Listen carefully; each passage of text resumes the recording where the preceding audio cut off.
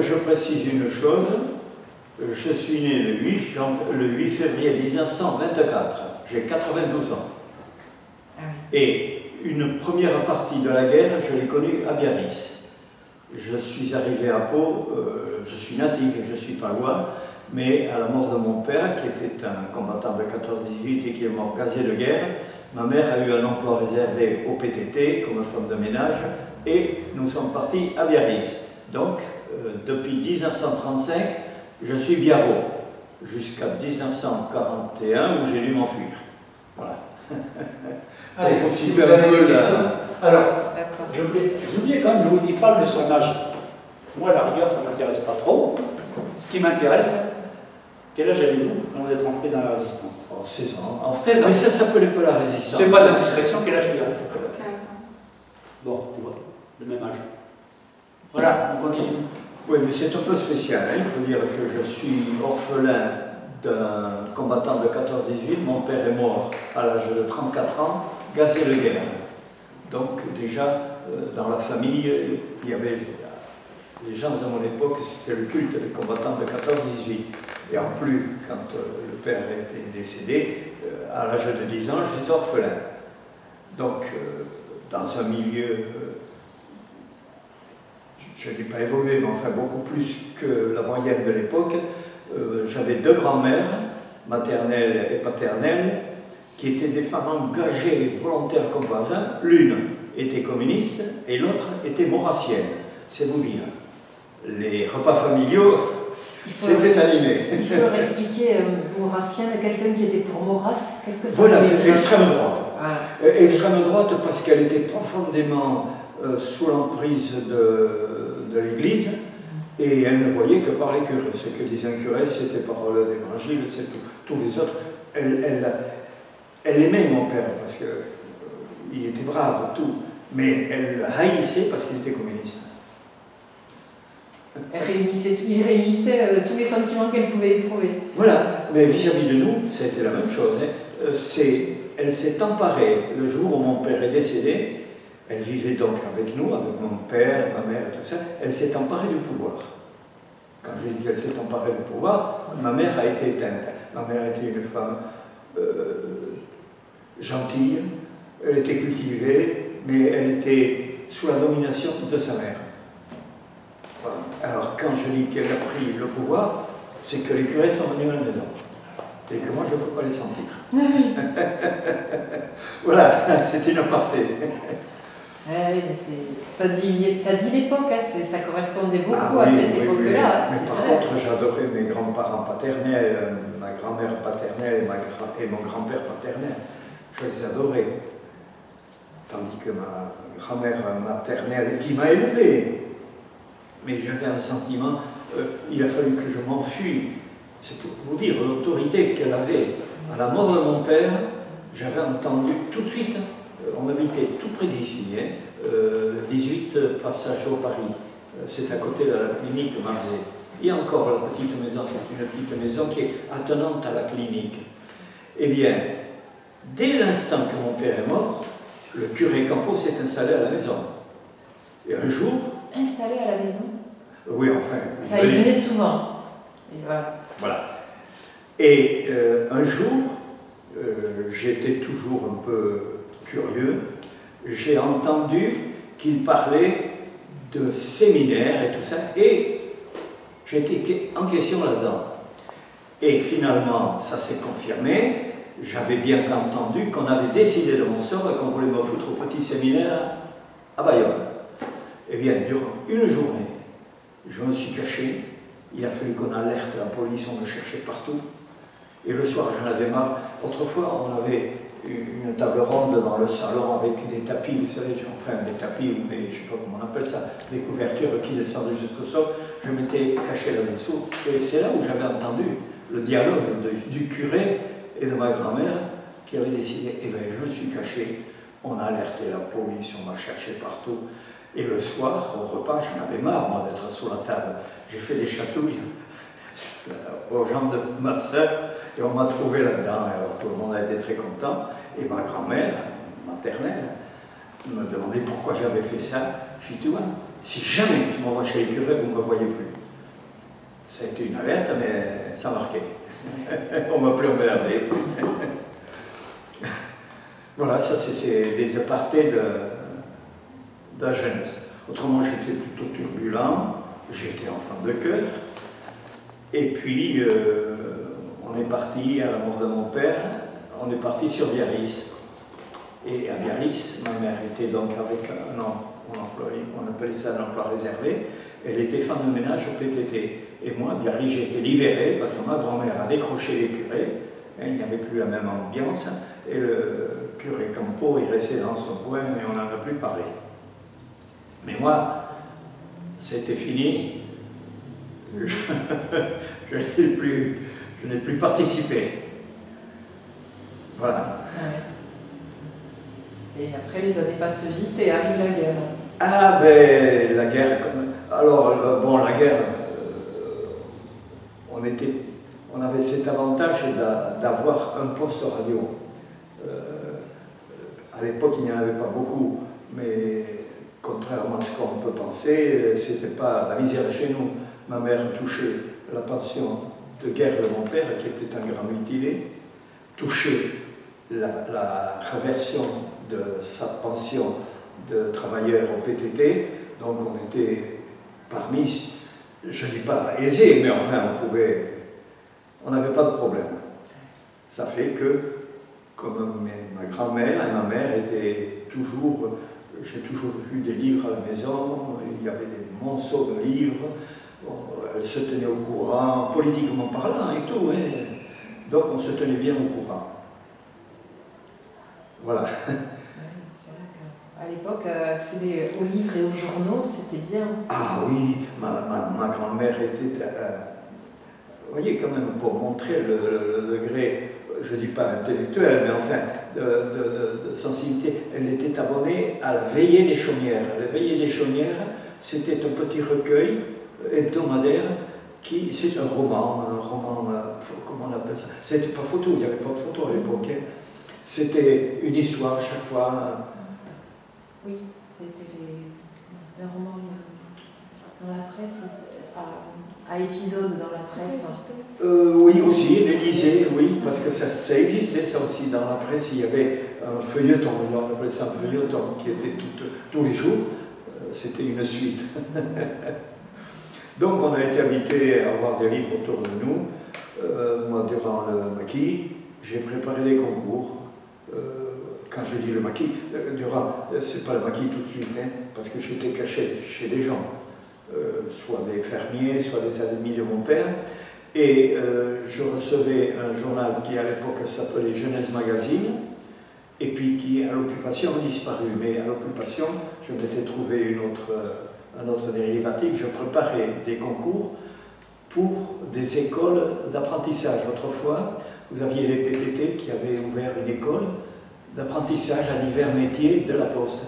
Et je préparais des concours. J'ai préparé à la SNCF et j'ai préparé dans des industries, c'était, je crois, Messier ou de Watine qui était à Biarritz, c'était une usine à Bayonne, à Anglais, très exactement sur la commune d'Anglais. Et ils avaient une école de formation, mais on n'y rentrait que par concours. Alors j'avais préparé divers concours. Bon, j'avais réussi un cas où on m'a répondu tout de suite que c'était au PTT, et puis je l'ai pris qu'à moitié parce que j'étais à moitié clandestin. Je l'avais passé alors que j'étais caché dans les Hautes-Pyrénées en 1942, et j'ai passé le concours le 8 novembre 1942 à Bayonne, le jour où ils ont envahi la zone libre. Et j'étais venu spécialement, clandestinement à Bayonne pour le passer, puisque je m'étais chopé de Biarritz à l'intention. Voilà. Océane, je suis sûr que tu as une question à poser. Moi? Oui? Non. Hein? Non, j'en ai pas. Et comment ça? Marina. Marina. Elles vont en profiter, hein? J'avais trouvé des questions, j'avais la main. Tu as demandé comment il a été arrêté? Non, dans l'ordre, comment il devient résistant? Tu demandes? Oui, je m'excuse, Non, je suis dur d'oreille. J'ai de quoi m'équiper, mais je ne l'aime pas, parce que ça me fait des bruits que... On disait, vas-y, demande-lui. Ouais, comment vous êtes devenu résistant? Comment vous êtes devenu résistant? Ça s'est fait tout doucement parce que à cette période-là, en 1940, il y a eu la guerre, la déclaration de guerre, et nous, à Biarritz, on a eu l'invasion tout de suite. Hein, le 16 juin 1940, les Boches sont rentrés dans Bayonne. Bon, alors déjà, de par le milieu dans lequel on vivait, puisque j'étais quand même dans un milieu où il y avait d'un côté ma grand-mère maternelle qui était maurassienne, donc qui était automatiquement pour le fameux gouvernement de Vichy, hein, et ma grand-mère paternelle qui est partie à Paris et qui, elle, était non pas gaulliste, parce que ça n'existait pas encore, personne n'en a. Je ne crois pas que beaucoup de copains qui ont eu mon parcours ont entendu le discours de De Gaulle. On ne savait pas qui c'était, c'est petit à petit. Hein. Pour ceux qui avaient un appareil de radio, on pouvait écouter De Gaulle. Parce que la radio française, à cette époque-là, était liée au maréchal Pétain. On commençait avec Maréchal Nous Voilà. À l'école, le matin, on avait instauré, alors avant ça ne se faisait pas, on nous avait foutu un drapeau dans la cour de l'école, le matin, tout le monde, avant de rentrer en classe, en rang, et chantait Maréchal Nous Voilà. Et après, on nous donnait des biscuits vitaminés. Comme je n'ai pas voulu le chanter, on m'a foutu de côté, on m'a privé de biscuits vitaminés. Bon, ça m'a pas mal réussi. Et un décès. Voilà. Et alors, on a été privé, pour les jeunes, je dis pour les jeunes de l'époque, c'est-à-dire moi, on a subi l'humiliation d'être privé de liberté. Ça, ils n'auraient jamais dû y toucher. À telle enseigne qu'à Biarritz, si vous connaissez Biarritz, il y a le grand magasin Biarritz Bonheur qui se trouve presque au milieu centre-ville. Hein, c'est un grand magasin, ce sont les Galeries Lafayette maintenant. Hein. Ça s'appelait Biarritz Bonheur. Et juste en face, il y avait la gare du BAB. Le BAB, c'est un tramway direct qui faisait Biarritz, Anglet, Bayonne. C'était rapide, il était rouge. Et il y en avait un autre qui était jaune qui s'appelait le BLB, Biarritz, Lâche-Paillé, Bayonne. Donc, quand on arrivait dans Biarritz par le tramway de centre-ville qui était le BAB, on était en plein cœur de Biarritz. Et là, on descendait, on traversait. Quand les Boches sont arrivés, ils se sont plantés. Donc il y avait deux axes de circulation, et au milieu, il y avait un passé où il y avait des bancs, où on s'asseyait. Et nous, on traversait, hop, il y avait ce qu'on appelait les clous. Des gros clous comme ça qui étaient mis au sol, qui s'appelaient maintenant des passages protégés. Maintenant, ce sont des bandes. Avant, c'était des gros clous qui affleuraient le sol et qui signalaient que c'était là-dedans qu'il fallait passer. On n'y était jamais passé. Parce qu'on passait à côté, mais sans aucune intention de vouloir faire. Et quand les Boches sont arrivés, ils ont foutu un fait gendarme devant chaque clou et un autre fait gendarme qui amenait tous les gens qui ne passaient pas dans le clou au fait gendarme qui était devant les clous et qui nous faisait payer 25 centimes. En une semaine, tout le monde dans les clous. Voilà, ça commençait comme ça. C'était une mise au pli. Et parallèlement à ça, ils ont fait quelque chose qui a... Mais les jeunesses de Biarritz, on était invités au plein air, on se baignait même. À partir de Pâques, souvent, on commençait à se baigner. Et ils ont barré l'accès à la plage. On ne pouvait plus accéder. Il y avait, du côté du palais, la route était coupée par des chevaux de frise. C'était des chevaux de frise en bois au début. Delvaille. Les parents, c'était des copains d'école primaire et de lycée. Et cette famille Delvaille, j'étais revenu à Biarritz en 1942 et je prends auprès de M. Rousseil, parce que j'ai toujours conservé des liens avec M. Rousseil, avec mon formateur, là, et je lui ai demandé, c'était devenu un copain. Delvaille, c'était un de mes camarades. Alors il m'explique qu'un matin, ils se sont aperçus que l'agence d'Elvaï, c'était une agence de location, de tourisme, de voyage, agence Coq à l'époque, on appelait ça les wagons-lits Coq.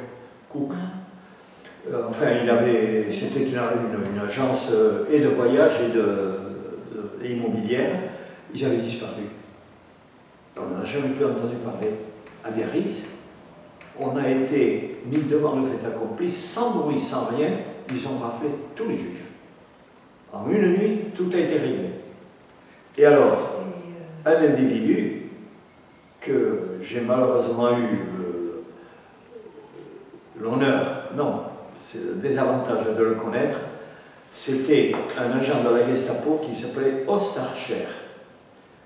Monsieur Rousseil m'avait demandé si je pouvais, le dimanche matin, aller scier un peu de bois. Sa mère, qui était très âgée et très fragile, monsieur Rousseil était venu dans la région, il était de la région de Paris, il était venu parce qu'il était pulmonaire.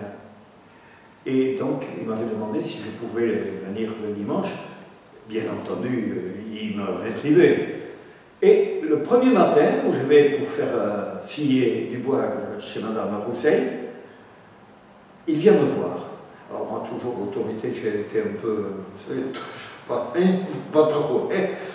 Et alors, il vient me voir, il dit André, je vais vous parler, vous regarderez dans quelques instants le monsieur qui est au-dessus, au balcon, au-dessus de chez ma mère. Alors je le regarde, il me dit voilà, ce type-là, jusqu'en juin 40, il était garçon de café au Café des Colombes.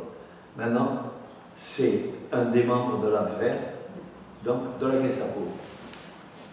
Eh bien, et il me dit son nom, Ostarcher.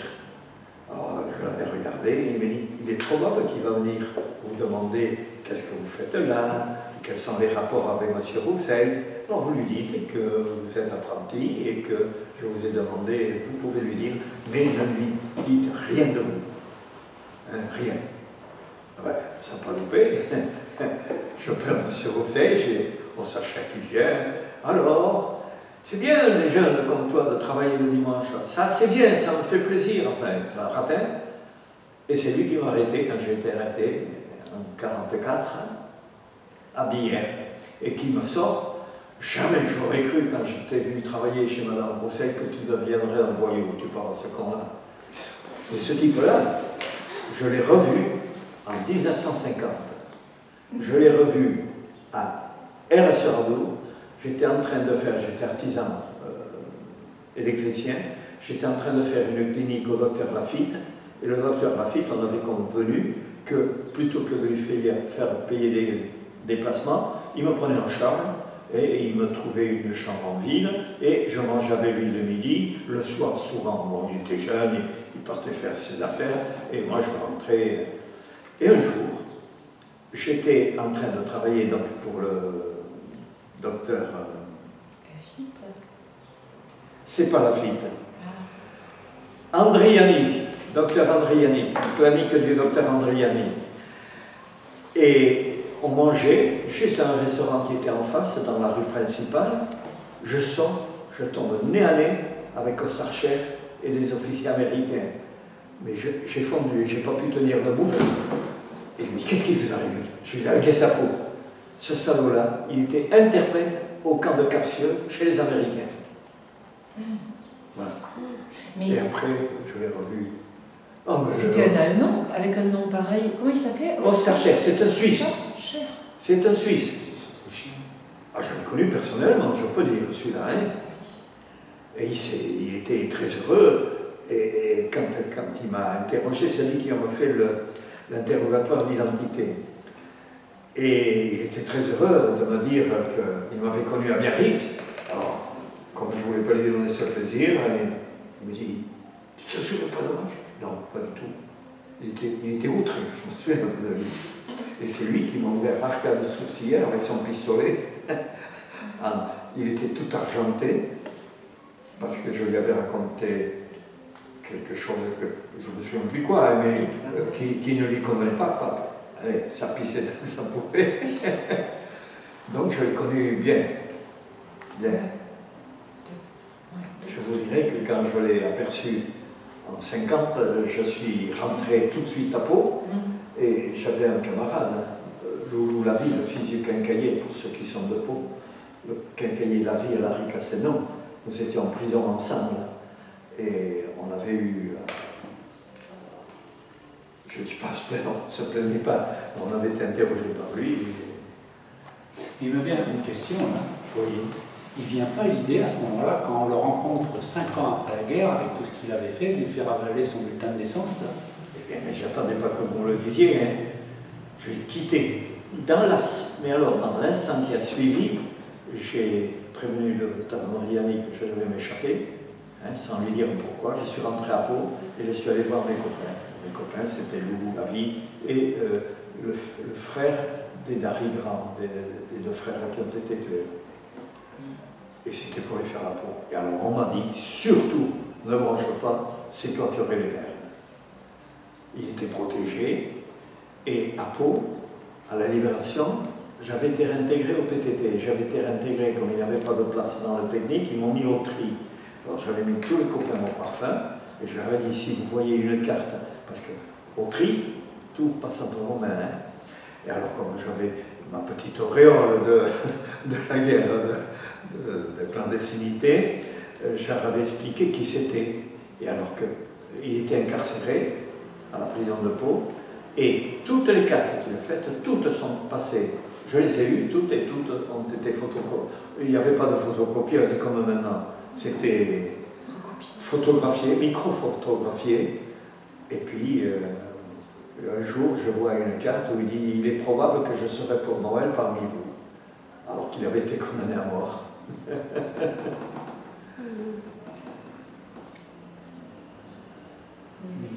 Vous avez su ce qu'il est devenu? Non. Mais non, on ne va pas vivre avec ça constamment. C'est vrai. Oui. Mais... Je m'attendais, vous voyez, quand on a fait l'inauguration de la plaque du casino, hein, parce que j'ai terminé la plaque du casino, je m'attendais à le voir. Je ne sais pas pourquoi, parce que je le sens, hein, je le sens. Je ne sais pas maintenant s'il est mort, mais je le sens, il est encore quelque part par là. Mais enfin, c'est ça, vous savez, c'est... Un jour, j'étais à Agadir avec ma femme, on passait l'hiver dans Agadir, et je regardais le pire. Qu'est-ce qu'on fait quand on est à Agadir? On va le matin prendre son petit déjeuner face à la mer, à midi, on prend l'apéritif, on déjeune à la plage, et il y avait un mec, c'était ma seconde épouse, je suis veuve de ma première femme qui était dans la résistance également. Et elle me dit, qu'est-ce que tu as regardé ce type? C'est le portrait caché de sa chair. Et en plus, comme tous les boches, il avait tout le temps, même à Agadir, son petit sac scolaire. Il se baladait tout le temps, tous ceux qui sont venus chez Turbo Méca, tous les Allemands avaient, nous on avait une musette, eux ils avaient une serviette d'écolier. La caisse à outils. Et la caisse à outils. Je sais pas, mais ça m'a pas gêné quand même, hein, parce que, et puis de plus il parlait très bien allemand, je me suis montré. Je suis allé, même une fois, il est venu me demander s'il pouvait prendre le cendrier. Je dis oui, je vous en prie. Il parlait le français. Et je suis persuadé que c'était lui. Parce que tous ces sons avec le temps, les gens, on ne les voit plus comme ils étaient. Hein. J'avais fait une fixation sur lui, si ça se trouve, c'était un pauvre mec. C'est pour ça qu'on est très... Hein. Puis ça nous a passé d'être... parce qu'on n'allait pas se mettre à employer leur méthode quand même. À quelle heure vous devez repartir? Vous mangez là ou... On mange. Ah bon, d'accord. Voilà. Qu'est-ce que vous voulez savoir de plus? Et après, l'action, les sabotages. Les sabotages. Ah ben je vais vous en raconter un dont on est particulièrement fiers. C'est un sabotage que nous avons effectué dans la nuit du 9 au 10 juin 1944. Nous étions la section à laquelle j'appartenais était en cantonnement à l'Abbassie de Montrégeau, à côté d'Artix. C'est un tout petit village, et il se trouve que c'est le village natif de mon épouse. Et je m'y suis trouvé, moi, clandestin, là. Donc j'étais au maquis. J'avais été détaché à une section spéciale. La section spéciale, c'était le sabotage. Nous, on ne faisait pas de coups de main, on n'allait pas faire ce qu'on appelait la guérilla, c'est-à-dire coincer des camions. Nous, c'était le sabotage. Et notre chef s'appelait, il est venu, notre ami est venu poser une plaque sur la tombe de notre capitaine qui s'appelait Mercier, le capitaine Mercier, qui était un type, il avait 7 ans de plus que moi. Alors, il appartenait au réseau Alliance et c'était un meneur d'hommes. On se râlait n'importe où régulier. Il disait non, il n'y a pas d'argent. Le 8 juin, nous avons fait, le 8 ou 9 juin, un sabotage à l'Abbassie de Montrégeau. On nous a demandé, il y avait en gare d'Artix un train en formation qui mettait sur des plateformes les chars. On appelle ça des plateformes. C'est juste des grandes plateformes, parce que les chars, contrairement à ce qu'on croit, ne peuvent pas rouler sur la route, ils s'abîment. Ils peuvent faire des opérations, c'est-à-dire des combats, mais sur une longue distance, ils sont d'abord très vulnérables, et en plus ils s'abîment. Donc, il faut les transporter par train. Or, nous sommes le 8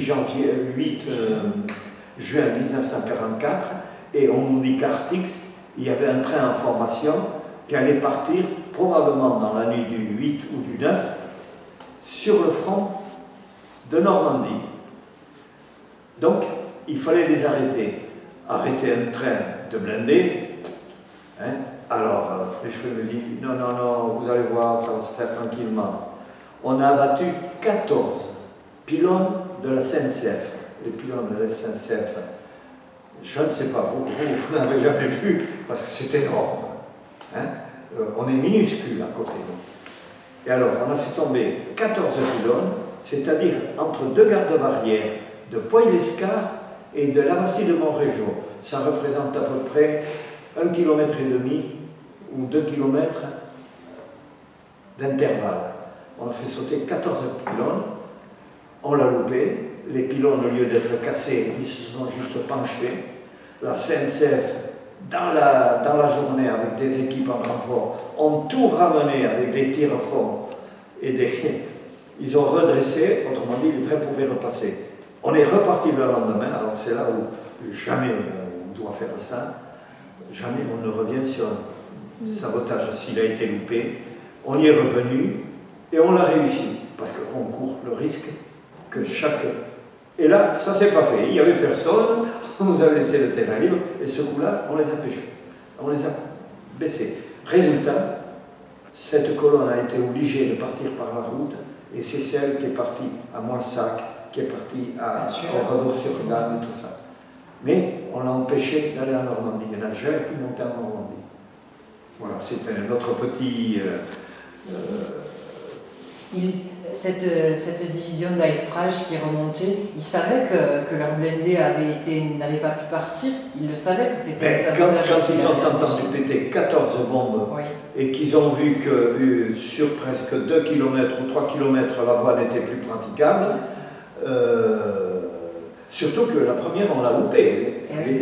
Alors ils ont espéré, c'est que quand je dis la SNCF, c'est en réalité TOT qui est venu relever l'organisation TOT, hein, qui sont venus relever les pylônes. Mais nous, on a encouru le risque de les voir tous garder, ces pylônes. Il n'y avait personne. Il n'y avait personne. Je vous dirais qu'on avait une équipe, je vais vous le montrer, une équipe qui nous a protégés, et je viens la semaine dernière d'enterrer notre camarade qui était qui commandait cette section de protection. Voilà.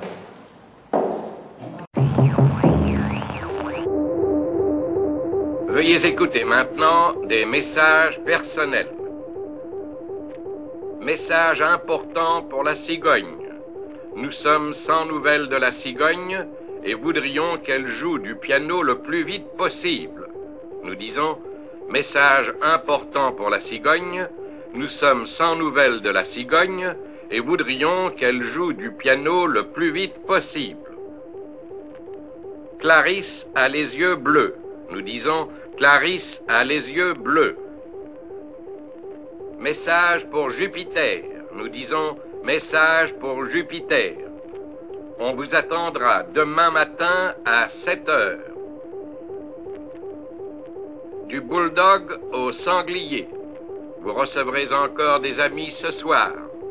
Le vent souffle les flambeaux.